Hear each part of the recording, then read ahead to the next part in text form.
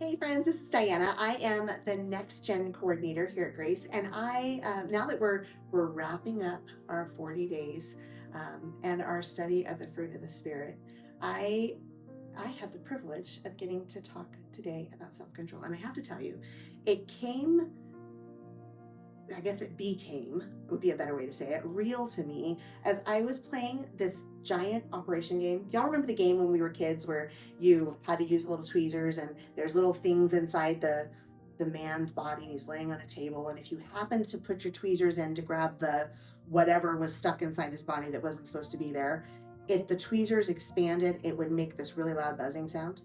Well, Aaron and I were at a conference and they had this huge like carnival set up for families and we're winning tickets. If you know anything about me, I am very much a let's play games and ooh, I want to win person, not competitive much, haha. So we're playing games and we come to this giant operation table. And by giant, I mean it is like a 10-foot long table and the guy is spread out just like a normal operation thing and the holes are huge, but the tweezers are also ginormous. Like you have to use two hands to do it. And of course, the buzzer is every bit as loud as the table is. So if you miss, everybody in the room knows. Well, I start playing and I'm not um I'm not I'm not exactly vertically challenged, but I'm not really tall either. And so reaching across the table and holding the tweezers, I figured out that I had to stop and breathe and focus really hard in order to not make the buzzer go off because I was kind of at an awkward angle. And it made me think about this whole concept of self control.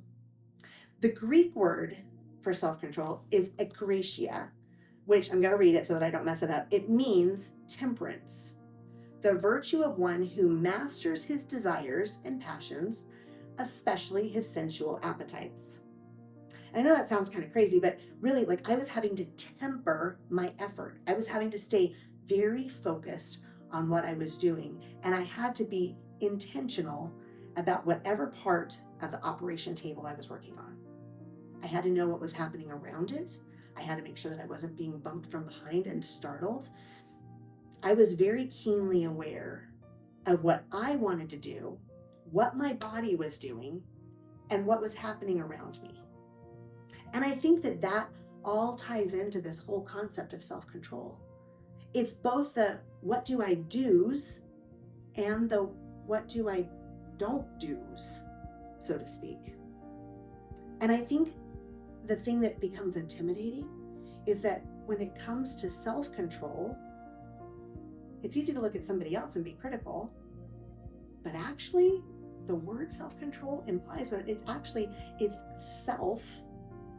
And as a believer, I think it's self-relinquishing control to Jesus, doing things Jesus's way, which is often not my way, right? Like it's not any more natural to do it my way or Jesus's way than it would be for me across the table and the operation thing to do. Like my normal event would be, hey, let me put my hand in there and just pull that out.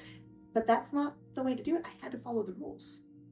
In order to play the game, in a sense, I kind of had to give up control.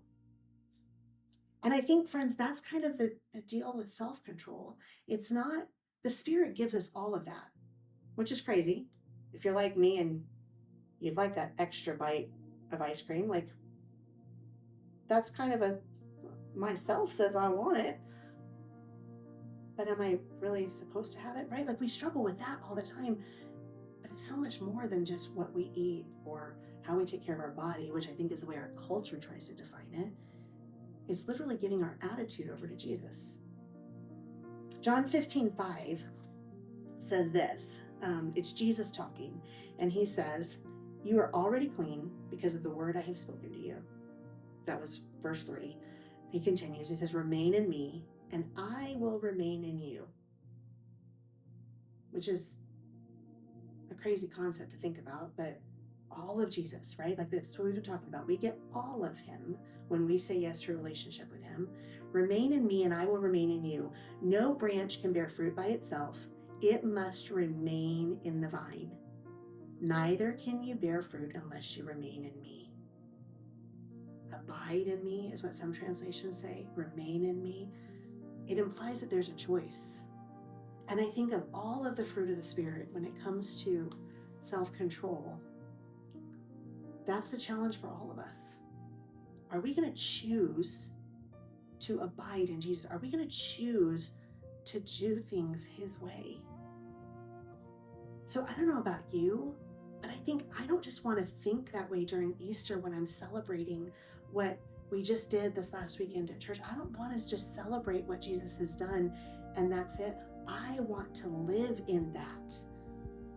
So maybe, Grace, like this is the week that we get to say, starting today and every day going forward, Jesus, I give myself to you. I don't want control. In fact, it's all you. Or in the Carrie Underwood song, right? Jesus, take the wheel.